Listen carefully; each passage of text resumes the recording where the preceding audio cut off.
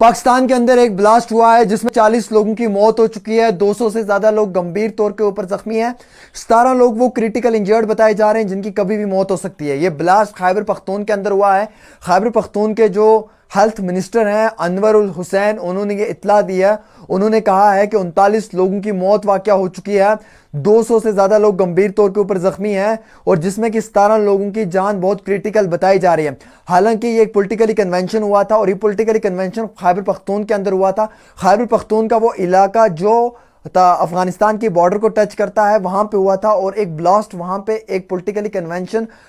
کے دوران ایک پولیٹیکلی کنونشن ہو رہا تھا، وہاں پر ایک پولیٹیکلی گیدرنگ تھی، اور ایک ٹینٹ کے اندر یہ بہت بڑا بلاسٹ ہوا جس میں تقریباً جو ہے وہ 39 لوگوں کی موت ہو چکی ہے۔ اور میں یہ بھی بتانا چاہوں گا آپ کو کہ یہ جیش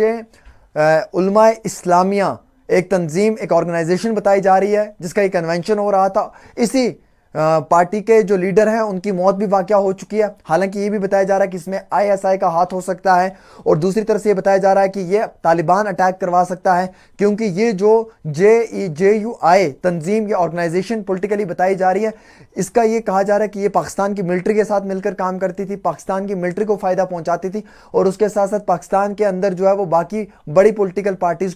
انگلش بوسٹر میں خاص کیا ہے؟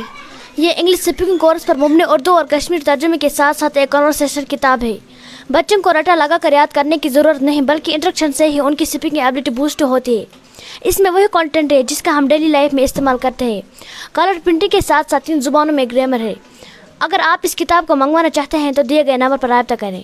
کو بھی سٹرونگ کرنے میں اس کا ایک بہت بڑا رول تھا، جس چیز سے طالبان ناخوش تھا، اور طالبان نے شاید اسی عوض میں جو ہے وہ اس پارٹی کے اس کنونشن میں جو ہے وہ ایک بہت بڑا بلاسٹ کروایا جس میں کہ 400 لوگ آئے ہوئے تھے، اور جس میں سے تقریباً 200 لوگ جو ہیں وہ زخمی ہو چکے ہیں، اور 39 لوگوں کی موت واقع ہو چکی ہے۔ یہ ایک بہت بڑا بلاسٹ ہوا ہے جس میں 40 لوگوں کی موت ہوئی ہے۔ اور حالانکہ یہ بھی بتایا جا رہا ہے، اس میں جو اپڈیٹ ہے، کہ یہ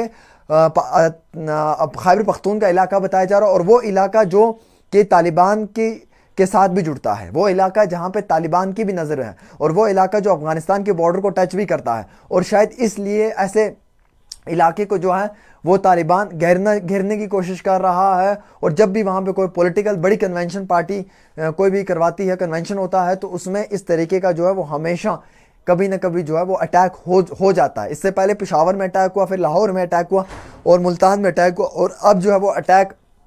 پاکستان خیبر پختون کے اندر بھی ہوا ہے۔ اور میرے پاس یہ اطلاع بھی نکل کر آ رہی ہے کہ اس میں 39 لوگوں کی موت واقع ہوئی ہے، 200 لوگ جو ہیں وہ شدید طور کے اوپر زخمی ہوئے ہیں، اور تقریباً 17 لوگ کریٹیکل بتائے جا رہے ہیں، اور ان 17 لوگوں کی یہ بھی بتایا جا رہا ہے کہ کبھی بھی موت واقع ہو سکتی ہے، کیونکہ وہ زندگی اور موت کی جنگ لڑ رہے ہیں۔ حالانکہ اس میں یہ بھی اطلاع نکل کر آ رہی ہے کہ یہ صبح سے ہی پولیٹیکل جو پارٹی ہے، اس کا جو کنونشن ہے، اس کی تیاری چل رہی تھی، اور تیاری ختم ہوتے ہوتے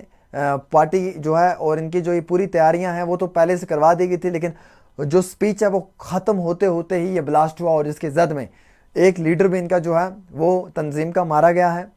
اور ابھی تک یہ نہیں پورا اپڈیٹ آ پایا ہے پاکستان کی حکومت کی جانب سے کہ یہ جیش محمد نے کروایا ہے، حزب المجاہدین نے کروایا ہے، لشکر طیبہ نے کروایا ہے، کس گٹ نے یہ بلاسٹ کروایا ہے۔ لیکن یہ ضرور کہا جا رہا ہے کہ اس میں ISI کی انوالومنٹ ہو سکتی ہے، اور شاید اس میں جو ہے وہ طالبان کی انوالومنٹ ہو سکتی ہے، کیونکہ طالبان